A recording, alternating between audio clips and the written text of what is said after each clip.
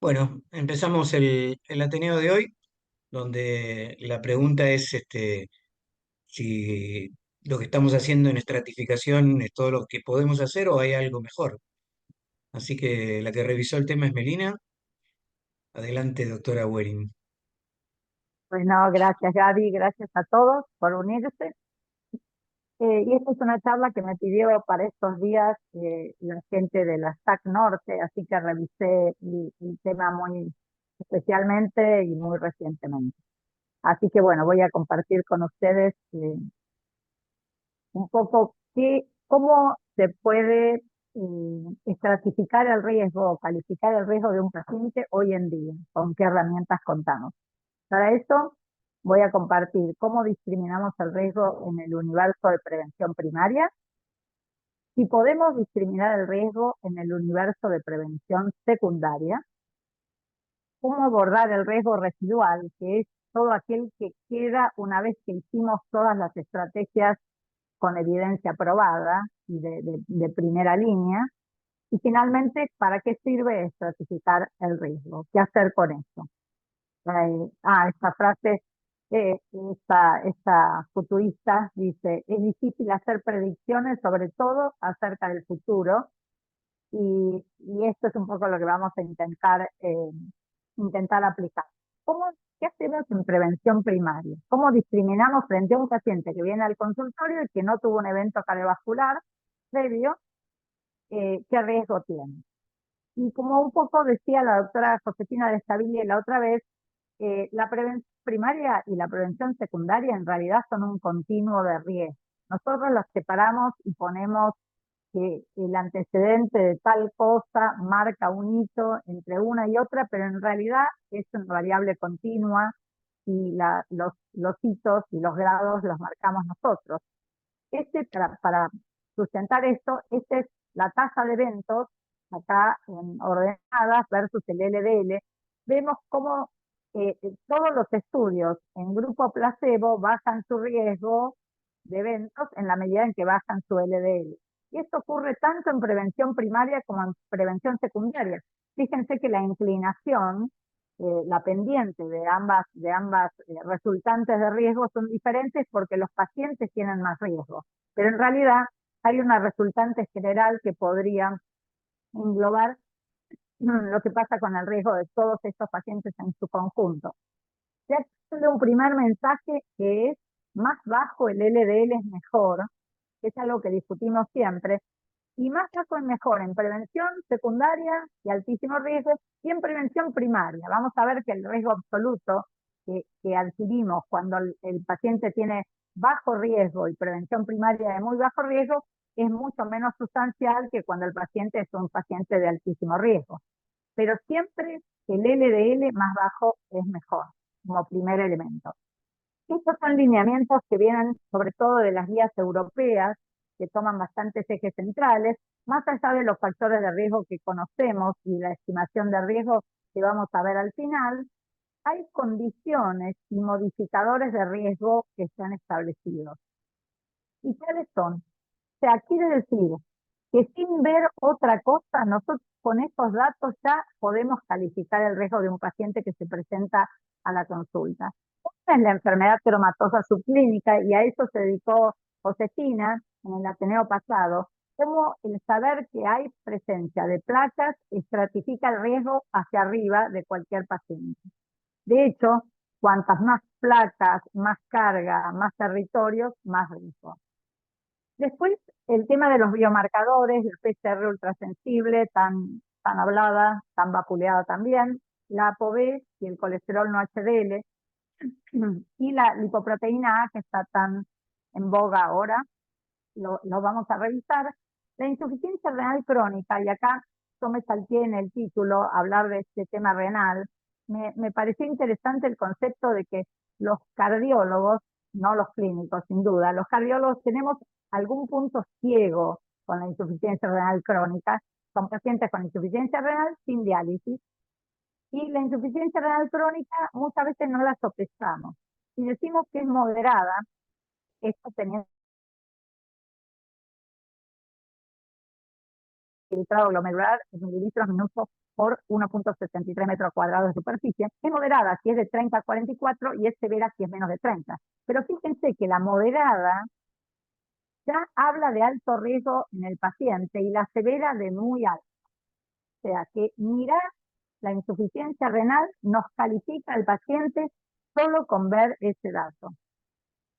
Enfermedades inflamatorias crónicas incrementan el riesgo en general por 1,5 veces o por 2 veces. La obesidad, el sedentarismo, la fragilidad, la apnea y hipopnea del sueño agrega riesgo, la esteatosis hepática, el síndrome metabólico y todo lo que tiene que ver con la mujer exclusivo del embarazo, preeclampsia, eclampsia y diabetes gestacional.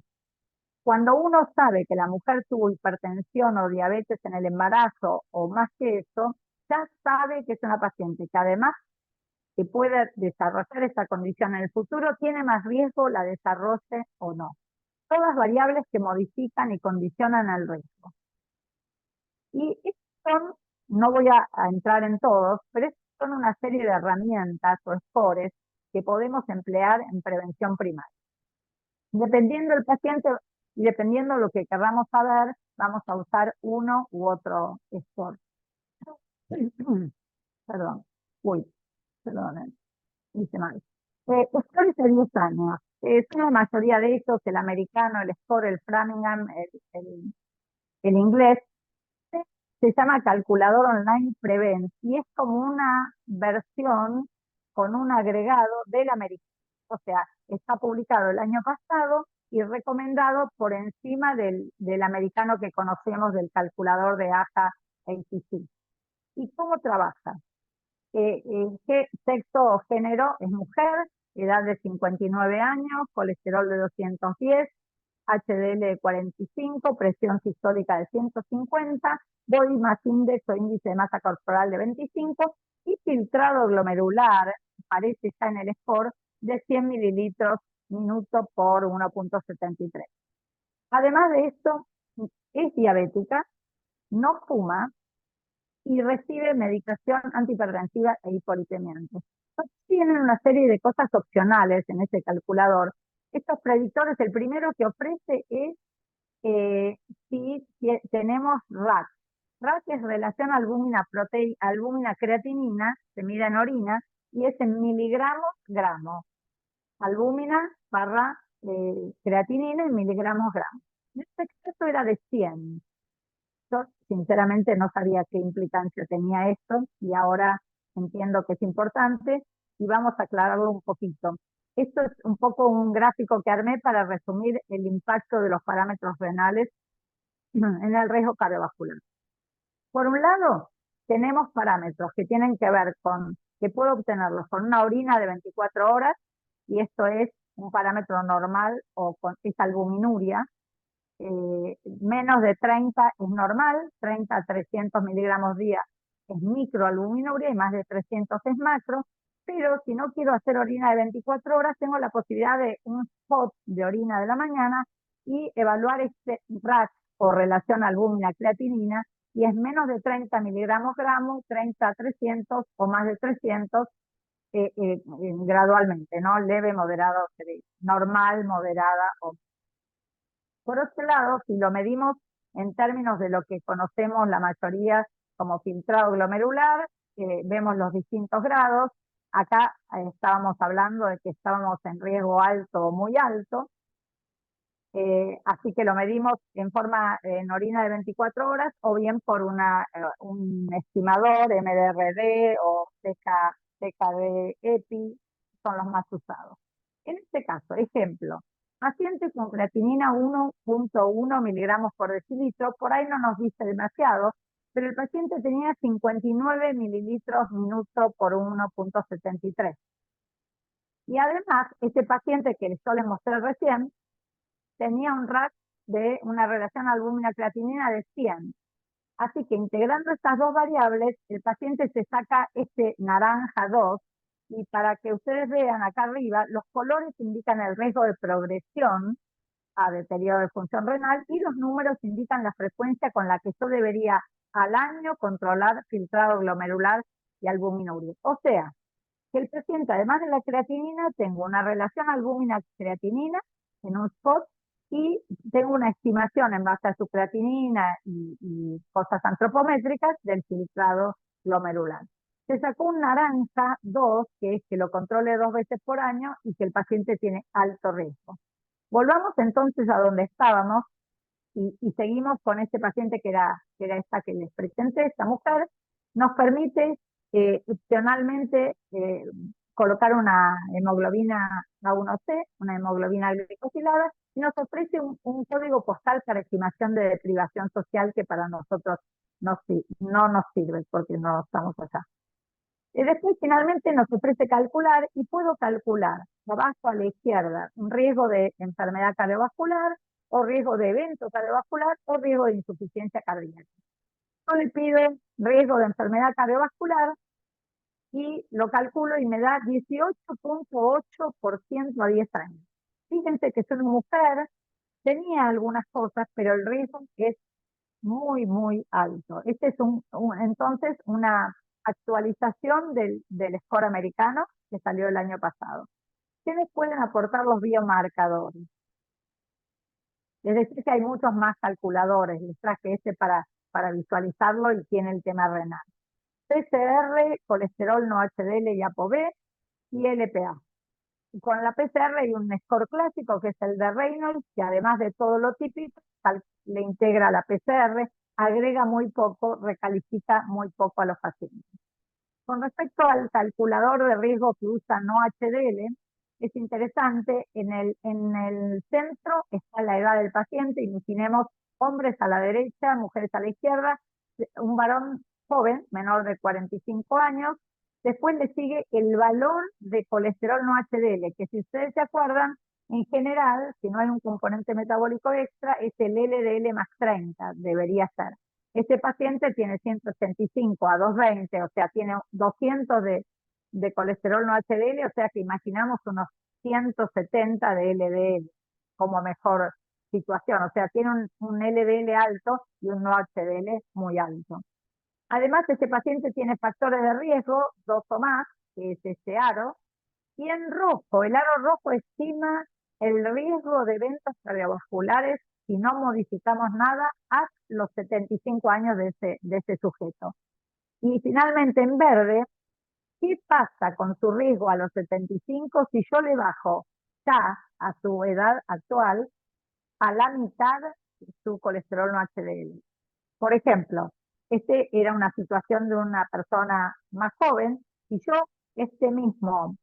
perdón que me salió mal, este mismo lo hago con menos de 60 años en vez de menos de 45, con el mismo colesterol no HDL, con los mismos dos factores de riesgo, tiene en vez de 33, 24% de riesgo a sus 75, y en vez de bajar a 5, bajar mucho, baja a 10 punto algo. O sea, esto nos da idea de que cuando estás ante un sujeto muy joven, y esto por ahí es un concepto importante, muy joven, con LDL alto o no HDL alto, es muy importante ser enfáticos e intensivos con el descenso. Y el concepto de esto es que antes es mejor. O sea, más bajo es mejor, y si lo hago antes es mejor. No tiene sentido que yo postergue y deje que el factor de riesgo siga exponiendo, ¿no?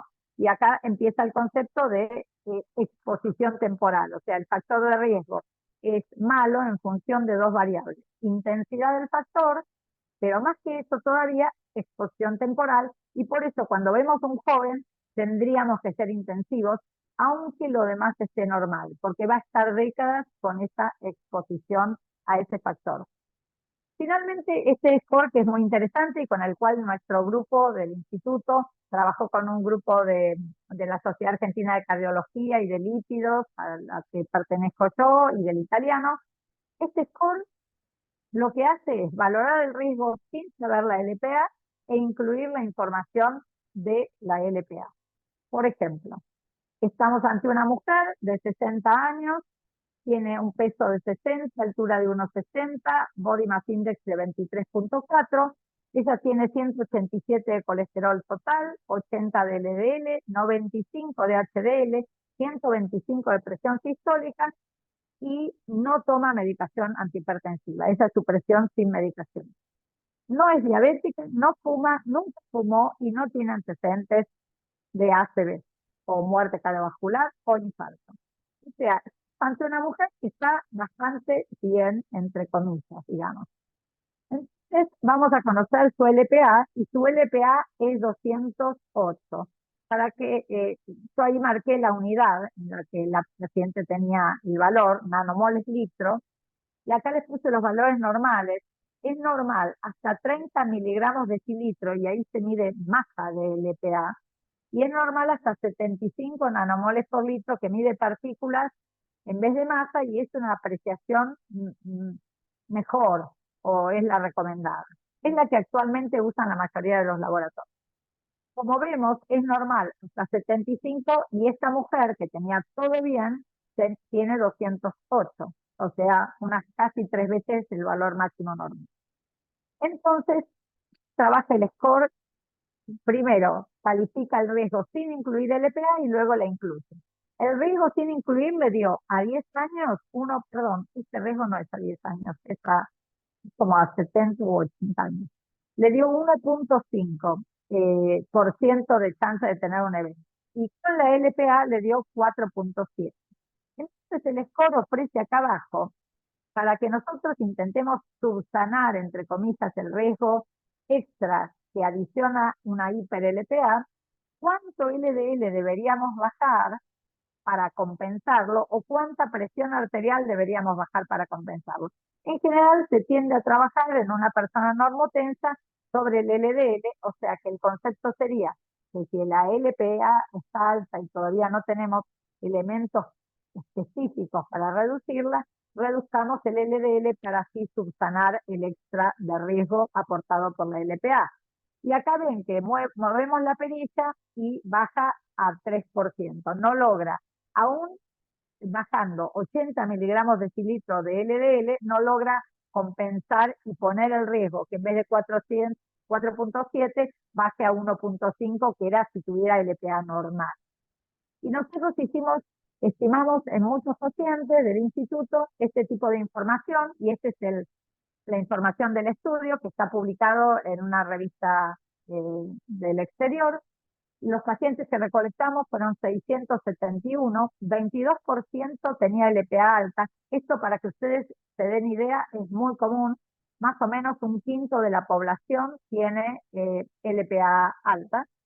Entonces, en estos 671 pacientes, la LPA obtenida, que definimos alta a más de 50 miligramos o más de 125 nanomoles, recalificó en forma ascendente, o sea, quiero decir, calificó hacia arriba el riesgo en 2/3 de nuestros pacientes.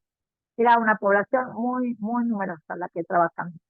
Y ya están graficadas las estrategias para mitigar el riesgo conferido por la LPA. A la izquierda el LDL, a la derecha reducir la presión. Y nosotros en nuestra población, intentando compensar el LDL, logramos en 80% de los pacientes compensarlo, logramos subsanarlo, con una media de reducción de LDL requerido para hacerlo de alrededor de 20 miligramos por decilitro. Pero no pudimos compensarlo, o sea, usamos los 80 miligramos de LDL, en el 20% de los pacientes no se pudo compensar, como el ejemplo que yo les traje. Con respecto a la presión, pasó algo relativamente similar, se compensó al bajar menos de 20 milímetros de mercurio en 75% de la población, se bajó 6.3 milímetros, y no se logró compensar, aún usando los 20 milímetros de presión para bajarlo, en 25% de la población. Una data interesante para saber cómo trabaja el score, cómo el LPA recalifica, cómo subsano. Por eso se los quería traer, aparte es una publicación nuestra. Después, ¿qué usamos en los diabéticos? En los diabéticos el score clásico, como las diabetólogas hay acá, nutricionistas y diabetólogas, la duración de UKPDS score, duración de diabetes y la hemoglobina glicosilada son por mucho los elementos básicos que recalifican el riesgo en un diabético. Además, desde ya, el daño de órgano blanco. Ejemplo de Luca PDS, esta persona con 5 años de diabetes y hemoglobina glicosilada de 6,8 le dio 9,5 de riesgo, y si pasa 15 años en vez de 5 de data de diabetes y aumenta la hemoglobina glicosilada, recalifica mucho el riesgo. O sea, esas dos variables nos sirven mucho para definir diabéticos con menos o con más riesgo. Data de la diabetes y hemoglobina glicosilada. Es un score mucho más reciente que utilizan las guías visuales, este y otro más, el DIAL. El score Advance, y les muestro un caso, 61 años, varón, inició su diabetes a sus 50, data de 11 años, glicosilada de 7, tuvo fibrilación auricular hace 2 años, no tiene retinopatía, tiene una hipertensión adecuadamente controlada, 120/80, tiene microalbuminuria, acá les puse a propósito el tema renal, colesterol total de 200, HDL 30 y no HDL de 170. Vamos entonces al Advance. Acá está el score y acá a la derecha les voy a mostrar cómo va punteando el score. Entonces, el paciente tenía 61 años acá, y eso le suma 5 puntos. En la data de la diabetes era de 11 años y le sumó otros 3. Es varón, no suma puntos, el riesgo está más del lado de la mujer. Hubo fibrilación auricular previa y eso le suma 2 puntos más. No tiene retinopatía, con lo cual le suma 0. Tiene hipertensión tratada, suma 1 punto, pero la presión de pulso, que es la diferencia entre la sistólica y la diastólica, era 120/80, o sea 40, es menor de 50, no suma puntos. La glicosilada era de, creo que 7 o alrededor de eso, y suma 1 punto. Tiene microalbuminuria, ¿se acuerdan que era de 30 a 300? Microalbuminuria suma 2 puntos, y no HDL de 170, le da un total de 15 puntos. El Score Advance, que es a 4 años, o sea, 15 puntos son casi 13% de riesgo a 4 años, o sea que indudablemente es una persona con riesgo equivalente a casi a prevención secundaria. Finalmente, el Dial Score, solo para mencionarlo, de interesante, obviamente, pone duración de la diabetes o data o tiempo de data y la glicosilada, pero además integra la presencia o el uso de estatinas, antiagregantes, el filtrado glomerular, la albuminuria por separado y el dato de enfermedad vascular. Fíjense cómo Advance y Dial integran ya elementos vinculados a daño de órgano blanco y el tema renal apareciendo claramente en este tipo de población.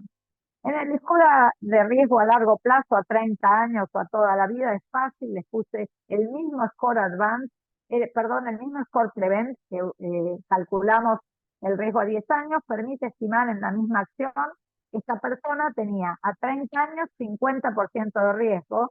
Para una mujer eso es altísimo. Se estima que más o menos entre los 35 y 38% de riesgo a tiempo de vida, ya desde ahí es alto riesgo a tiempo de vida. Esto sirve mucho para los jóvenes, porque los jóvenes siempre dan bajo con horizontes temporales cortos. Entonces, hacerlo a tiempo de vida nos permite mostrarle que en realidad no es tan bajo.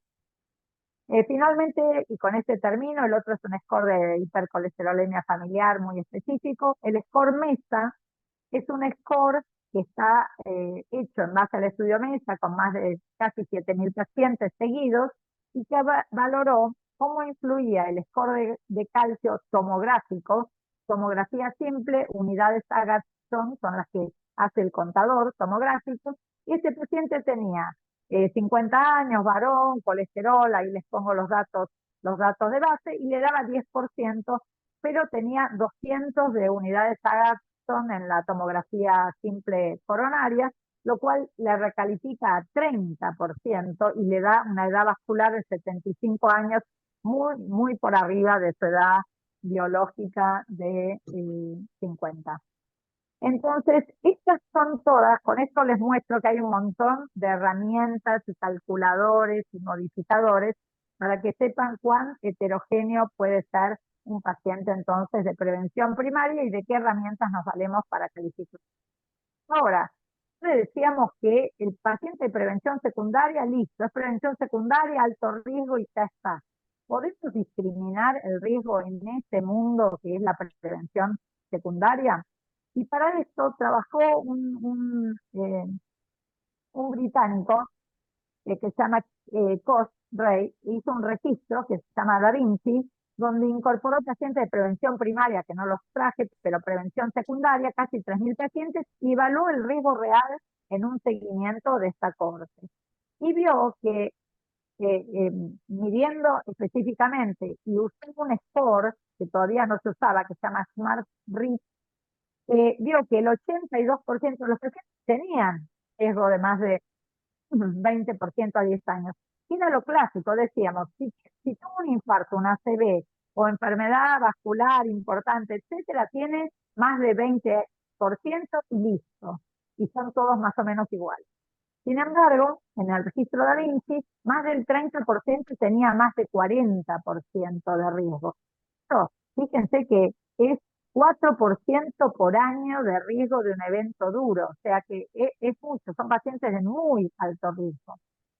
El score, entonces, hay dos scores básicamente que se utilizan actualmente, el SMART, que como cosa interesante usa el filtrado glomerular, la enfermedad coronaria, cardiovascular, el aneurisma de aorta abdominal, la enfermedad arterial periférica y el tiempo desde la enfermedad cardiovascular.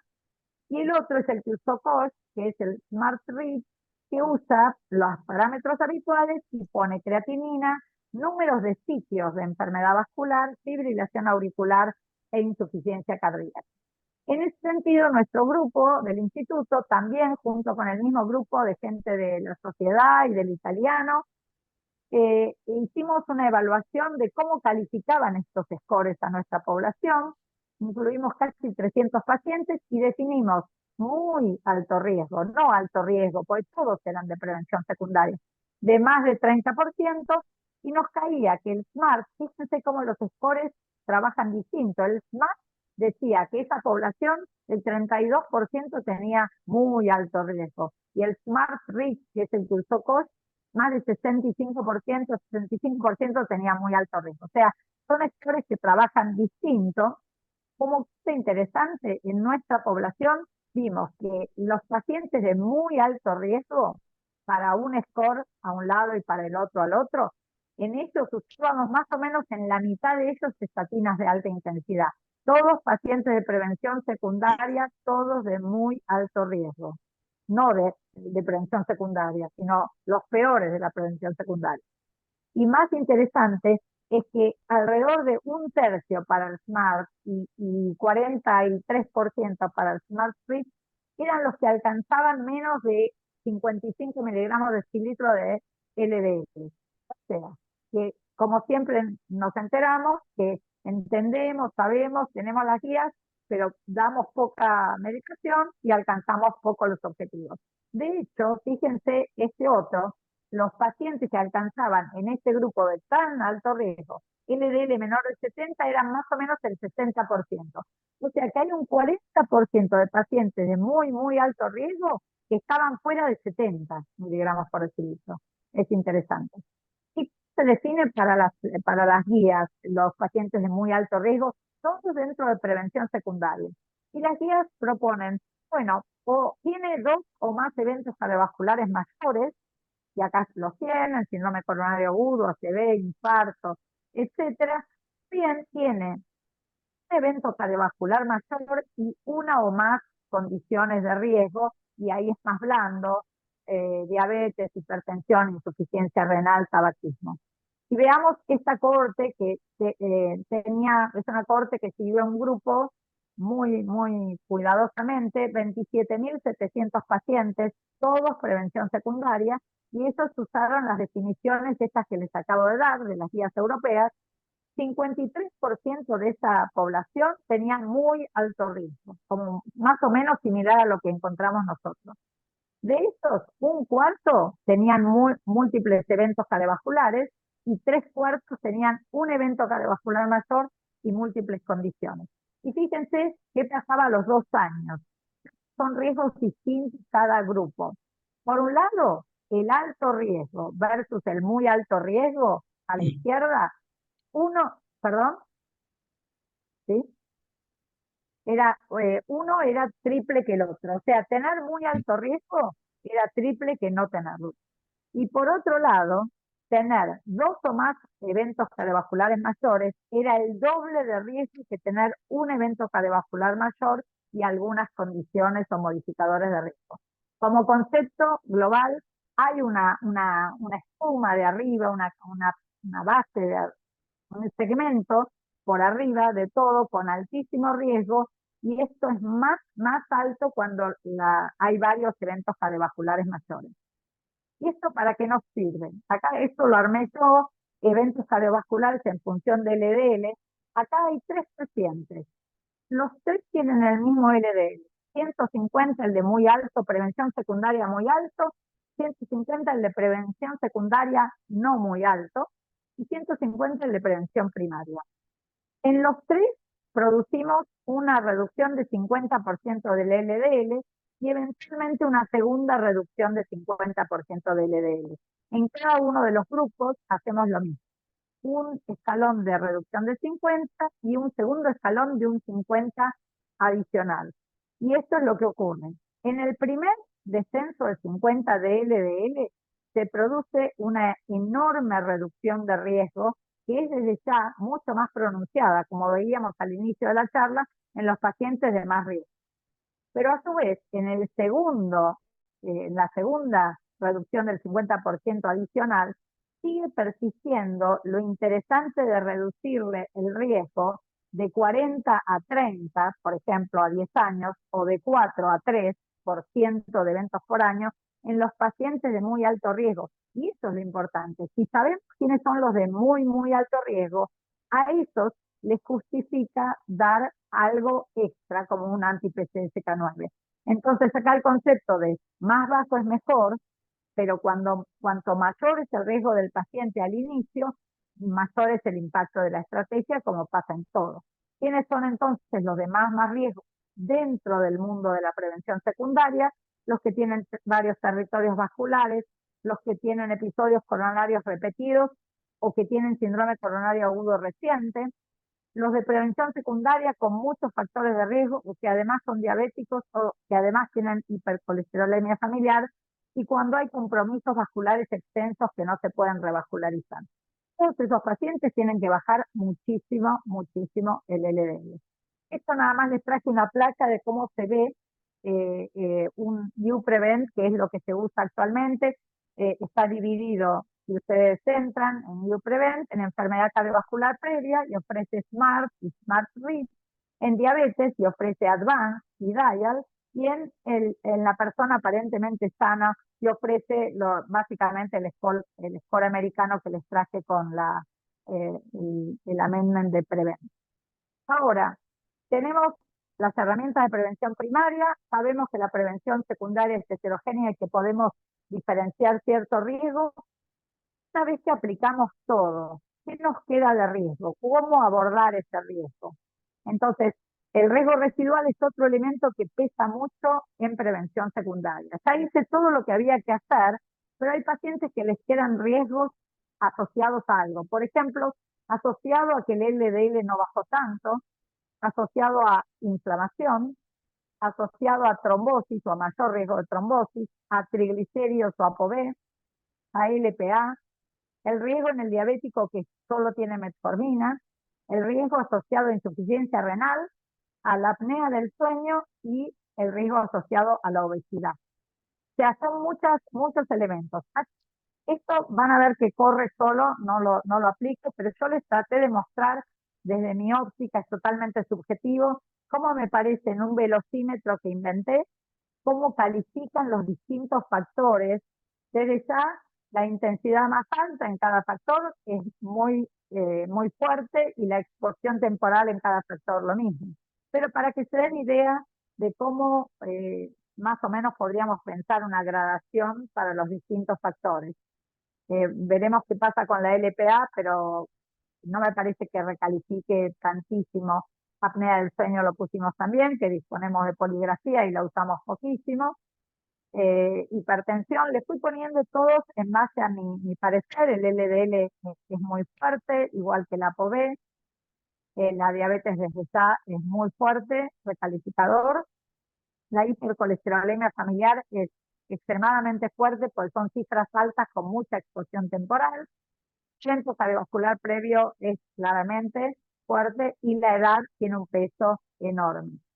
Finalmente les puse como los dispuse yo, esto es personal, pero bueno, en base a toda la lectura y la experiencia. Así que una idea subjetiva de cómo influyen los factores. Y como la edad, yo puse cuán determinante es tanto que en jóvenes siempre los scores dan bajos, menores de 40, y en adultos mayores siempre los scores dan de alto riesgo. O sea que cuando a mí me va a servir mucho el score es en las edades intermedias, porque prácticamente en cualquier score que utilice en jóvenes da bajo y en cualquier score que utilice en mayores da alto. Y acá, para terminar el concepto de intensidad y exposición temporal, como les decía, cada factor impacta con estas dos variables. De acuerdo a cuán intenso es, fumo 6 asados o fumo un cigarrillo cada mes, y cuánta exposición temporal tengo. Hace un mes que fumo o fumo hace 6 décadas. Entonces, intensidad y exposición temporal. Cuando la intensidad es muy importante y la exposición temporal es corta, en general el riesgo final es X. Les puse algo subjetivo. Contrariamente, cuando la intensidad tal vez no es tan importante, pero la exposición temporal es muy prolongada, el riesgo es mayor. Hay como una potenciación por la exposición temporal. Finalmente, desde ya, cuando ambos son muy altos, es la hipercolesterolemia familiar, el ejemplo, el riesgo es extremadamente alto. Por eso los llamo a la atención de este joven que casi no tiene nada, pero tiene algo altísimo, por ejemplo, el LDL. Y volviendo a la gráfica que les mostré para riesgo residual, les muestro nada más datos de evidencia asociados al LDL, o sea, cuando el LDL le falta todavía bajar y se asocia a riesgo residual, Impruvit con ezetimibe, Fourier, Odyssey, y hay estudios por venir desde ya, mostraron que bajar más sigue agregando el riesgo residual inflamatorio. Todos los estudios con colchicina, desde ya con canakinumab, que no se comercializa, pero con algunas moléculas inflamatorias, hay en curso otros, han mostrado reducción de riesgo asociado a reducción de la inflamación. Riesgo residual trombótico, el COMPAS mostró cómo el rivaroxaban en baja dosis optimizó el riesgo en pacientes on top de todo lo correcto. El riesgo residual de triglicéridos, el estudio REDUCE-IT con un omega, con Vascepa, con un icosapentil muy purificado. El riesgo asociado a LPA aún no lo tenemos. Horizon, Ocean y Acclaim, LP Lilly nos van a dar algo de eso. El riesgo post-metformina con todos los ISGLT2 y todos inhibidores y todos los agonistas de GLP-1 que muestran que utilizarlos reduce el riesgo. El riesgo por insuficiencia renal crónica, más allá hicimos todo lo correcto, pero el señor tiene insuficiencia renal, albuminuria, RAS, etcétera. DAPA, CKD y EMPA-Kidney, estudios con DAPA-glifosina y EMPA-glifosina, y desde ya en diabéticos, estudios con sinerenona han mostrado reducción de riesgo. El riesgo residual de apnea del sueño es un subrogante, pero hay estudios con surrogantes positivos de reducción de riesgo. Y finalmente el estudio SELECT en obesidad con GLP-1 agonistas mostró, publicado el año pasado en 17.600 coronarios, reducción de riesgo de puntos finales duros con semaglutide. Así que hay mucho por hacer más allá de lo que está establecido. Y acá con esto les termino este concepto de riesgo residual, que reforzar en cada categoría. En jóvenes de prevención primaria, estimar riesgo a largo plazo siempre, porque si no da bajo. En adultos mayores, en prevención primaria, siempre evaluar riesgos competitivos de otras patologías. Los parámetros renales deberían sumarse, tienen que sumarse a la categorización de riesgo cardiovascular. En diabéticos, data de la diabetes, hemoglobina glicosilada y daño de órgano blanco recalifican. Y finalmente en prevención secundaria, si es de muy alto riesgo o no, y el riesgo residual. Finalmente, con esto termino, son unas pocas diapos, perdón la extensión, la estratificación de riesgo, ¿para qué nos sirve? En general los pacientes son collages de muchas piezas y tenemos que tratar de leerlos, pero ¿para qué sirve saber si la persona tiene mucho riesgo? Este es uno de mis ídolos. eh,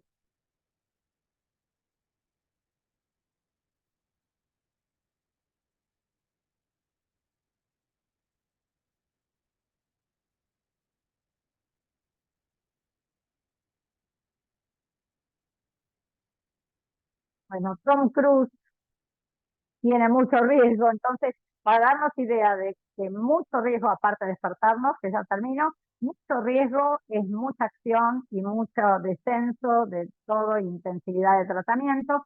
Y esta es la guía que les mostré, que salió publicada hace muy poco, hace un mes y medio o dos.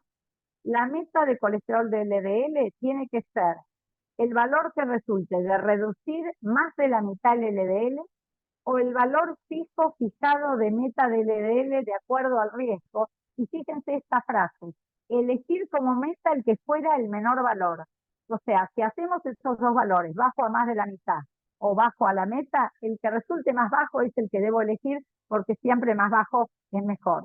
Y estas son las metas, las que les mencioné la otra vez, y son prácticamente todos muy claramente intensas, digamos, y como pacientes con factores de riesgo, por ahí un LDL alto y nada más, por ejemplo, hipercolesterolemia familiar sin eventos, tiene que bajar. Cuando veo un LDL muy alto en alguien muy joven, la meta ya no es menor de 100, sino menor de 70, o sea, es más intensiva y contempla una calificación de riesgo extremo cuando el paciente repite un evento luego de tener LDL menos de 55. Entonces, para repasarles esto, eh, eh, cómo cada uno defiende el colesterol, y estas son las de primera línea, y les enfatizo las combinaciones. Si tienen que dar estatinas, den estatinas y ezetimibe, que alcanzan metas más bajas, de esto ahí está literatura. Si el paciente es intolerante, bempedoico o bempedoico y ezetimibe, de ser posible, usen la combinación, no usen bempedoico solo, porque el bempedoico solo es poco potente, es como el ezetimibe. Bempedoico y ezetimibe son poco potentes. Si la meta no es alcanzada, la duplicación de estatinas se asocia a muy poca reducción. El bempedoico con estatinas previas es mejor, 15% en lugar de 6%, y desde ya la triple combinación suele ser superadora. Y finalmente, si necesito inyectables fuera de meta, en intolerantes fuera de meta e hipercolesterolemia familiar, los monoclonales bajan 55%, el inclisiran alrededor de 50-52%, y desde ya son preferibles de nuevo las combinaciones. Nada más entonces para enfatizarles que traten de siempre combinar, y si ustedes tienen que bajar menos del 30%, utilicen ese tímido empedoico para adicionar. Pero si ustedes tienen que bajar más del 30%, tienen que pensar en una estrategia adicional. Entonces, como conclusiones, los pacientes de prevención primaria son heterogéneos, los pacientes diabéticos son heterogéneos, los pacientes de prevención secundaria también son heterogéneos. Scores, patrones y modificadores y caracteres que predicen riesgo nos permiten una aproximación más certera, y finalmente la estratificación de riesgo permite exactamente ajustar la intensidad de los cuidados y de los tratamientos. Y acá está de nuevo nuestra adivinadora que dice, al menos este tema de los scores me da una manito. Así que bueno, les agradezco mucho, charla larga, difícil, mil Bueno, disculpas. no, qué disculpas, excelente. Impresionante la cantidad de cosas nuevas. Y Mucho, bueno, mucho, mucho y- nuevo. y Y de todo, sirve de todo, para no hablar siempre de lo mismo, ¿no? De sustitución y a la de, antigua. y de todo esto, ¿con qué nos quedamos? Porque las evaluaciones que estamos haciendo las estamos haciendo con score viejos. Claro, nosotros ahora ya planeamos para el nuevo mundo, ya tenemos todos estos scores metidos, prevención secundaria, todo metido, DIA, la RAN. Pero O sea que la idea es recalificar con las escalas que incorporan los predictores más actuales y en base a eso tratar de ser intensivos, ¿no? Una vez que tengo el número que me da medio alto, proceder. bien. Gaby, Es dale. como que entró, yo tengo la sensación de que entró mucho el LDL menor de 55 en prevención secundaria, pero entró poco cuando lo vemos alto el LDL en alguien muy joven, nada, porque es joven, Ahí porque está. ¿no? Bueno, Espero, el resto está bien, y en realidad la exposición temporal va a ser larguísima, porque alguien que tiene 200 de LDL o Es que, 170 de es que LDL, a ahí los está, 20, ahí todavía sirven los score viejos porque a tiempo de vida dan alto en esos claro, pacientes. sí, otro tema. Hay un par de estudios que presenté en un Ateneo en otro lugar hace un mes y pico que hablan, hacen un análisis de los médicos cuando estiman el riesgo de los pacientes y cuando realmente usan una calculadora. Y lo que vemos es que los médicos tienden a subestimar el riesgo de los pacientes. El mismo paciente evaluado por el mismo médico, calculándole a ojo el riesgo o calculándolo con una calculadora, siempre se lo subestima y somos mucho más laxos en lograr las metas de colesterol, de lo que sea.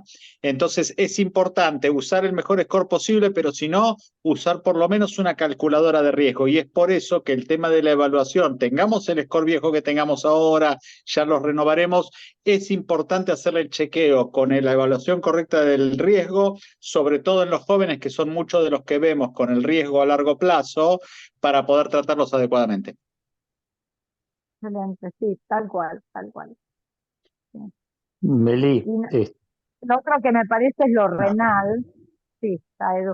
Lo renal que yo, por ejemplo, personalmente no, bueno, veía la creatinina, mucho no había, le das más agua, le preguntas qué come, pero ahora disponemos de ISGLT2, al menos una primera línea, y lo renal se subestima, no sabemos leer la relación albúmina-proteína, albúmina-creatinina, no sabemos leer la albuminuria, y vemos la creatinina de 1,17 y creemos que está todo bien, Bueno, ¿no? para Edu, eso es que hay que exigir el cálculo de MRD para saber, de acuerdo a la edad, con qué índice de filtrado glomerular estar. Y siempre en nuestros pacientes tenemos que pedir índice de albúmina creatinina, que no hace falta medir en 24 horas, se mide en orina spot.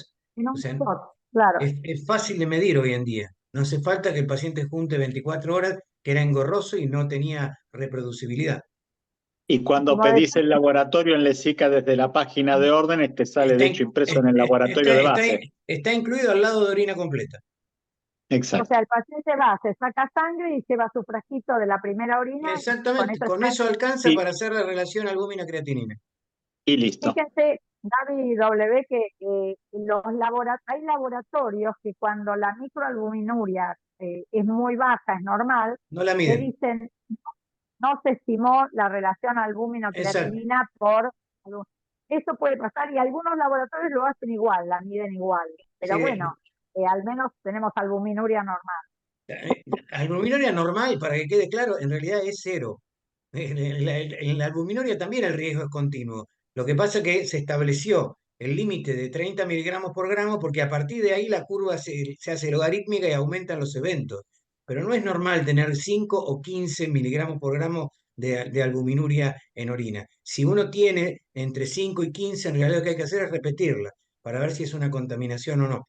Porque puede haber contaminación, hay que saber que se está midiendo albuminuria y no proteinuria porque el paciente puede tener proteinuria tubular o proteinuria por otro motivo, por una infección urinaria, y eso no es albuminuria. Entonces, lo que hay que pedir es albúmina, creatinina en orina.